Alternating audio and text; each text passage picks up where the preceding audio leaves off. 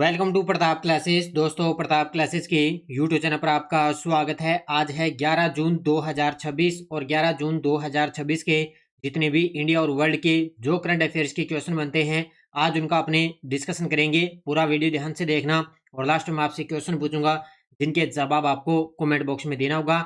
आज अपने पढ़ेंगे कि भारत है वो विश्व का 5वां सबसे बड़ा सैन्य खर्च करता देश बन चुका है। 2027 में आर्टेमिस थर्ड मिशन के लिए चालक दल की घोषणा हो चुकी है। और एशियाई महिला व्यक्तिगत शतरंज चैंपियनशिप 2026 के अंदर कौन विजेता रहा, इनकी आज हम चर्चा करेंगे पूरे लेटेस्ट न्यूज के साथ में। डेली आपको सुबह ये क्लास मिलती है, लेकिन आज थोड़ी नेटवर्क की प्रॉब्लम की वजह से थोड़ी सी क्लास आज आपको लेट मिल रही है। तो करें स्टार्ट आज की क्लास। सभी साथी एक बार करेंगे सेशन को लाइक शेयर। सभी साथियों को प्यार भरा नमस्कार, गुड मॉर्निंग। और सबसे पहले हमने कल 10 जून को क्या पढ़ा था? हमने पढ़ा प्रथम विश्व योगासन चैंपियनशिप 2026 में पदक तालिका में कौन सबसे टॉप पे रहा? अपना देश भारत। भारतीय नौसेना के अधिकारी सूर्य प्रसार को शौर्य चक्र से कब सम्मानित किया गया? 8 जून 2026 को। केंद्रीय वाणिज्य और उद्योग मंत्री पीयूष गोयल द्वारा नई दिल्ली में लॉन्च किया गया भव्य पोर्टल का उद्देश्य क्या है? पूरे भारत में 100 विश्व स्तरीय औद्योगिक पार्क स्थापित करना। 2026 एडेलमेंट ट्रस्ट इंडेक्स के अंदर भारत को कौन सा स्थान मिला? तीसरा स्थान मिला। प्रधानमंत्री सुरक्षित मातृत्व अभियान की शुरुआत कब हुई? 9 जून 2016।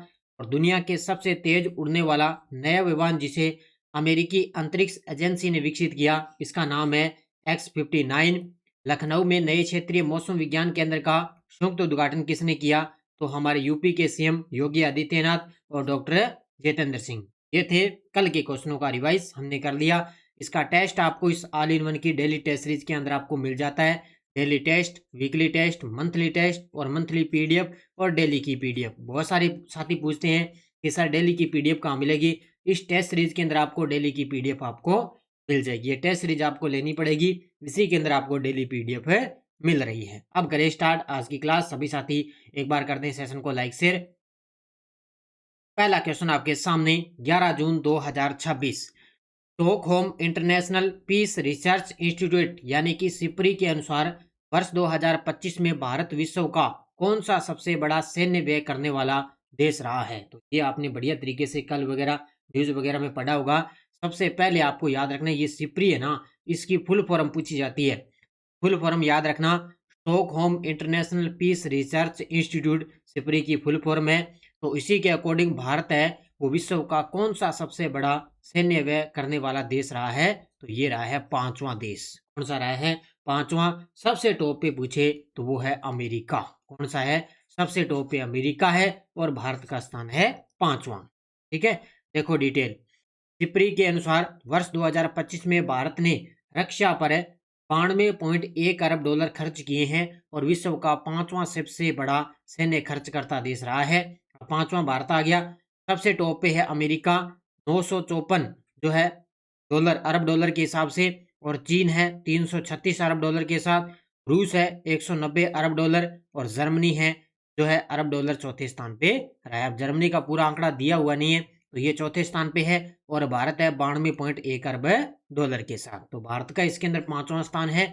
अमेरिका सबसे टॉप पे है क्योंकि भारत ने टोटल यहाँ पे जो रक्षा पर है ना, रक्षा निर्यात, उस पे 92.1 अरब डॉलर खर्च किए हैं। तो ये आपको याद रखना है। ये लगभग 3 से 4 महीने के बाद में ये नई रिपोर्ट आ जाती है इसके अंदर। केंद्रीय कृषि मंत्री शिवराज सिंह चौहान के अनुसार 9 जून 2026 से शुरू होने वाले 5 दिवसीय ब्रिक्स कृषि बैठक की मेजबानी कौन सा शहर करेगा?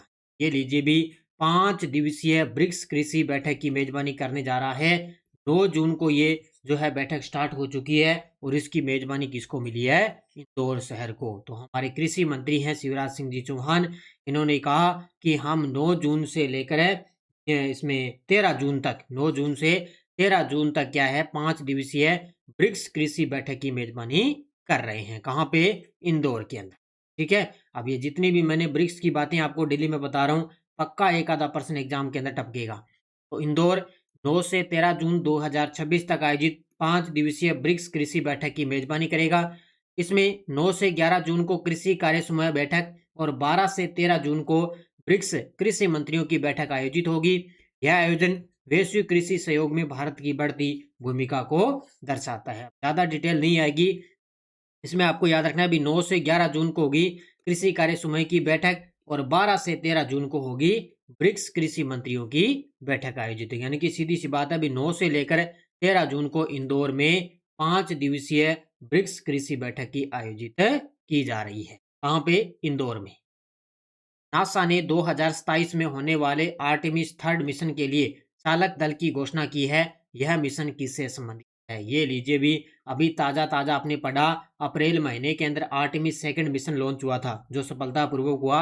अब तैयारियां चल रही है, 2027 के अंदर लॉन्च होगा आर्टेमिस 3 मिशन। तो उसके लिए जो अंतरिक्ष यात्री है उनकी भी घोषणा होगी और इसमें इसका मुख्य उद्देश्य रहेगा चंद्रमा पर भविष्य के लिए मानव मिशन की तैयारी। क्या रहेगा? चंद्रमा पर भविष्य के लिए मानव मिशन की तैयारी, ये इसका मुख्य टारगेट रहेगा। देखो डिटेल आपके सामने, नासा ने 2027 में होने वाले आर्टेमिस 3 मिशन के लिए चालक दल की घोषणा कर दी है। यह मिशन भविष्य में चंद्रमा पर उतरने से पहले पृथ्वी की कक्षा में जटिल अंतरिक्ष यान, मिलन और डॉकिंग प्रक्रियाओं को मान्य करने के लिए इसको डिजाइन किया गया है। इसमें नासा और यूरोपीय अंतरिक्ष एजेंसी दोनों इसके अंदर शामिल है। अब नासा भी शामिल है और यूरोपीय अंतरिक्ष एजेंसी भी शामिल है। ठीक है, अब इसमें देखो आर्टेमिस 3 मिशन में अंतरिक्ष यात्री रहेंगे, रैंडी ब्रेसनिक कमांडर रहेंगे, लुका परमिटानो ये है पायलट, और आंद्रे डगलस ये है मिशन विशेषज्ञ, और फ्रैंक रूबियो ये भी मिशन विशेषज्ञ है। ये 4 अंतरिक्षी जाएंगे और बैकअप क्रू सदस्य रहेगा बॉब हाइंस। कौन रहेगा? बॉब हाइंस। ठीक है, तो ये चारों अंतरिक्ष यात्रियों के नाम आपको अच्छे तरीके से याद रखनी है। किसके लिए है? 2027 के अंदर जाने वाला आर्टेमिस 3 मिशन। मंगोलिया के उलान बटार में आयोजित एशियाई महिला व्यक्तिगत शतरंज चैंपियनशिप 2026 का खिताब किसने जीता है? ये देखो आपके सामने तस्वीर के अंदर शतरंज की खिलाड़ी है, इनका नाम है श्वेता श्री भास्कर। क्या नाम है इनका?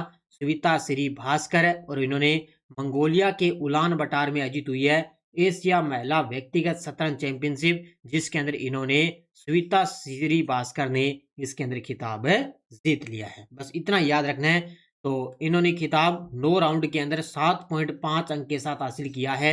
इनका नाम याद रखना, श्वेता श्री भास्कर, जिन्होंने उलान बटार मंगोलिया के अंदर आयोजित हुई शतरंज चैंपियनशिप, जिन्होंने इसका खिताब जीत लिया। ठीक है, बस इतना पढ़ लेना।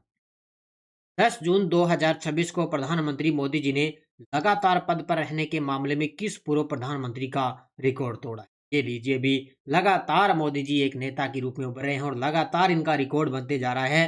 कहीं लोकप्रिय नेता के रूप में, कहीं इनके अच्छे सेवा देने के नेतृत्व में, पूरा इनका मतलब एकदम जो है सबसे टॉप पे जा रहे हैं। तो इन्होंने जवाहरलाल नेहरू का, इसका जवाहरलाल नेहरू का इन्होंने रिकॉर्ड तोड़ दिया। जैसे हमने अपने गृह मंत्री जी की बात करें, अमित शाह जी की, सबसे लंबे समय तक गृह मंत्री अब तक कौन है? हमारे गृह मंत्री अमित शाह जी। उसी प्रकार मोदी जी हैं। 10 जून 2026 को मोदी जी ने लगातार 4,399 दिनों तक पद पर रहकर जवाहरलाल नेहरू का रिकॉर्ड तोड़ा है और भारत के सबसे लंबे समय तक लगातार सेवा करने वाले निर्वाचित प्रधानमंत्री बन चुके। ठीक है, तो ये याद रखना अच्छे तरीके से, जवाहरलाल नेहरू का रिकॉर्ड तोड़ दिया, लगातार निर्वाचित प्रधानमंत्री है, लगातार सेवा देने वाली। हाल में रिलायंस इंडस्ट्रीज लिमिटेड ने गुजरात के जामनगर में एआई सक्षम हाइपरस्केल डेटा सेंटर स्थापित करने के लिए किस कंपनी के साथ में साझेदारी की घोषणा? ये गजब का प्रश्न है, इसको बढ़िया तरीके से पढ़ लेना। तो रिलायंस इंडस्ट्रीज लिमिटेड ने गुजरात के जामनगर में एआई सक्षम हाइपरस्केल डेटा सेंटर स्थापित करने के लिए मेटा प्लेटफॉर्म के साथ में समझौता किया है। किसके साथ में किया है? मेटा प्लेटफॉर्म्स के साथ समझौता किया है। ठीक है, बढ़िया तरीके से पढ़ लेना। तो रिलायंस इंडस्ट्रीज लिमिटेड और मेटा प्लेटफॉर्म ने गुजरात के जामनगर में एआई सक्षम हाइपरस्केल डेटा सेंटर स्थापित करने के लिए समझौता हुआ है। इसमें क्या होगा? 168 मेगावाट की सुविधा होगी और इसके 2 वर्षों के भीतर पूरा होने की उम्मीद रहेगी। और ये भारत में मेटा का पहला विशेष रूप से निर्मित डेटा सेंटर रहेगा। ये पर्सन मेरे अकॉर्डिंग आगे एसआई है, चाहे आरएस है, हो सकता है सीएटी, इसके अंदर ये पर्सन छप सकता है भी आगे। विशेष तौर से इस क्वेश्चन को ध्यान में रख लेना। केंद्रीय गृह मंत्री अमित शाह जी ने 9 जून 2026 को किस नई प्रणाली का शुभारंभ किया है? वैसे तो ये क्वेश्चन मैंने आपको करवा दिया है, क्योंकि 9 जून 2026 को किस नई प्रणाली का शुभारंभ किया? विनियम। इसका किया है विनियम का शुभारंभ किया है। ठीक है, देखो वही है वो 2 जून 2026 को नई दिल्ली में भूमि बंदरगाह प्रबंधन प्रणाली एलपीएसएम विनियम का शुभारंभ किया है। इस डिजिटल प्लेटफॉर्म का उद्देश्य वास्तविक समय समन्वय और प्रौद्योगिकी संचालित संघ के माध्यम से भारत के भूमि बंदरगाहों पर माल, यात्रियों और वाहनों के प्रबंधन में बदलाव है लाना है। ये वैसे मैंने कल परसों करवा दिया, जो लैंडिंग वाला था ना वही क्वेश्चन आई है। नई दिल्ली के अंदर इसकी शुरुआत हो चुकी है। पश्चिम बंगाल सरकार द्वारा घोषित युवा शक्ति भरोसा कार्ड योजना का मुख्य उद्देश्य क्या है? अब लीजिए भी, पश्चिम बंगाल के अंदर अब की बार नई सरकार आ चुकी है। शुभेंदु अधिकारी कौन है? अधिकारी साहब हैं भी पश्चिम बंगाल के नए सीएम। तो इन्होंने द्वारा घोषित युवा शक्ति भरोसा कार्ड योजना, जिसका मुख्य रूप से उद्देश्य क्या है? शिक्षित और बेरोजगार युवाओं को मासिक वित्तीय सहायता प्रदान करना है। जितने भी शिक्षित और जो बेरोजगार युवा है ना, उनको मासिक वित्तीय सहायता प्रदान करना के लिए भरोसा कार्ड योजना की शुरुआत की है। क्योंकि नई सरकार है तो लगभग यह है, जो सरकारें पहले होती है उनकी जो योजना वगैरह होती है उनको या तो नाम परिवर्तित कर देती है या कुछ उसमें संशोधन कर देती है। तो सीधी सी बात है, ये तो में होगा। पश्चिम बंगाल सरकार की युवा शक्ति भरोसा कार्ड योजना के तहत शिक्षित बेरोजगार युवाओं को 3,000 प्रति माह की वित्तीय सहायता डीबीटी के माध्यम से सीधे बैंक खातों के अंदर दी जाएगी। यह योजना युवा श्री योजना का स्थान लेती है। अब देखो, इससे पहले इसका नाम क्या था? युवा श्री। अब इसका नाम कर दिया युवा शक्ति भरोसा कार्ड योजना। इसके अंदर जो जितने भी बेरोजगार युवा है उनको 3,000 रुपए प्रति माह की वित्तीय सहायता मिलेगी। ठीक है, याद रखना बढ़िया तरीके से। अब देखो वन लाइनर करंट पहला है, राष्ट्रपति ने रक्षा अलंकरण समारोह में 7 कीर्ति चक्र, 15 वीर चक्र और 29 शौर्य चक्र प्रदान कर दिए हैं। तो इसके अंदर मैंने बता दिए। अब एक आधा क्वेश्चन और बन रहा है आपके लिए गजब का, वो मैं आपको कल तक करवाऊंगा। कृषि एवं प्रसंस्कृत खाद्य उत्पाद निर्यात विकास प्राधिकरण द्वारा सुगम बनाए गए जीएल टैग वाले तेजपुर लीची का दुबई के अंदर पहला निर्यात किया गया।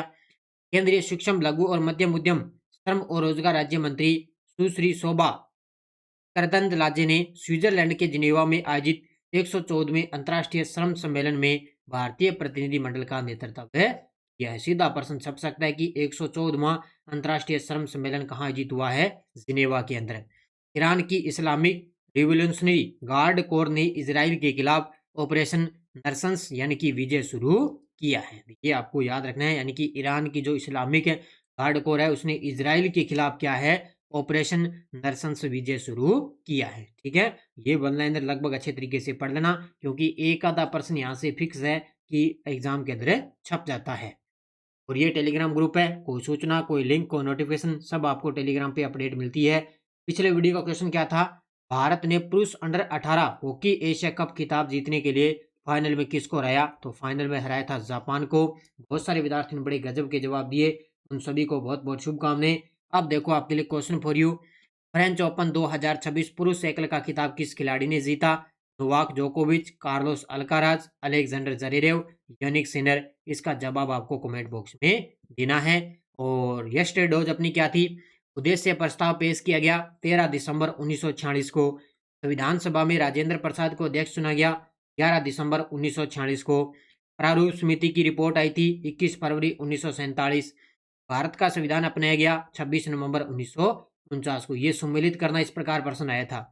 और एक था, भारत के संविधान का निर्माण करने वाली संविधान सभा में कितनी महिला सदस्य थी? ये थी 15। तो बहुत सारे विद्यार्थी ने बड़े गजब के जवाब दिए भी। ये क्वेश्चन आए हुए अभी 2025 और 26 के अंदर पॉलिटिकल में जो क्वेश्चन आ रहे हैं ना, वो मैं आपको लगातार करवा रहा हूँ। ठीक है, अब नेक्स्ट डोज आपके लिए क्या है? भारतीय संविधान के किस अनुच्छेद में उल्लेख है कि राष्ट्रपति की सहायतार्थ और सलाह देने के लिए प्रधानमंत्री की अध्यक्षता वाली एक मंत्री परिषद होगी? स्वतंत्र भारत की पहली कैबिनेट 1947 के अंदर शिक्षा मंत्री कौन थे? यदि किसी व्यक्ति को गिरफ्तार किए जाने के आधार पे विधिपूर्ण नहीं है तो उसे स्वतंत्र करने के लिए न्यायालय किस प्रकार की रिट का उपयोग करता है? बेंगलोर में पंचायत सदस्यों के एकत्रित समूह को संबोधित करते हुए किस भारतीय कैबिनेट मंत्री ने पंचायती राज के समर्थन में एक प्रसिद्ध वक्तव्य कहा कि मिस्टर हेगड़े जनता पार्टी से संबंधित हो सकते हैं और कांग्रेस में कांग्रेस पार्टी से, परंतु हम दोनों पंचायती राज पार्टी से संबंधित है। ये कथन किस प्रधानमंत्री ने कहा था?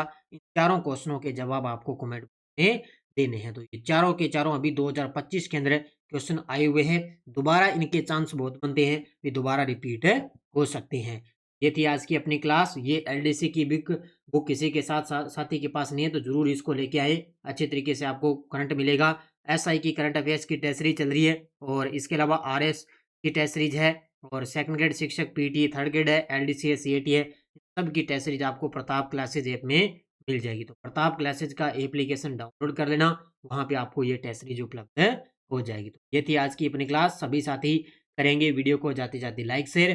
धन्यवाद। जय हिंद, जय भारत, जय राजस्थान।